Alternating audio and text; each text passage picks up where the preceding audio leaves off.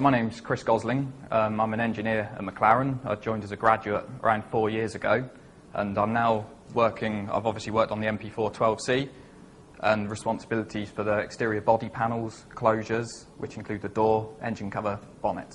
Starting out, literally it was a concept sketch, and the stylists did their work to make a one-to-one model, and then the engineering work really started, and I was developing my engineering skills. And I can look around the car and point out so many little areas where I've had really specific involvement and feel that it's made a difference to the final product. At A-levels, I studied maths and physics as my full A-levels, and I also did AS levels in IT and electronics. So all of them are very, very focused towards engineering. I knew I wanted to do automotive engineering. It's getting more and more of a popular degree now, but I think when I looked at it, probably 8 years ago now, there was sort of limited numbers of universities that specified lots and lots of mechanical engineering, but automotive was quite a new subject, and Kingston fitted the bill for what I was looking for. I found my way in, following my degree, I applied to an engineering agency, and I was lucky enough to get an interview for a graduate role in the company, and the rest is history. I've worked my way up through the company. I've managed, in sort of 4 years of working here, I've managed to get to the project engineer level, which was always my aspiration of my first kind of 5 years of work.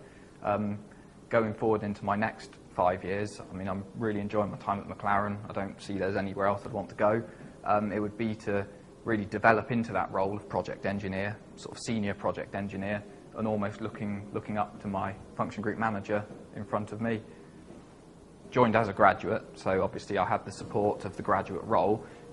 We created a development matrix and followed through all different areas of the business. My development matrix ends up with completing the masters and getting chartered.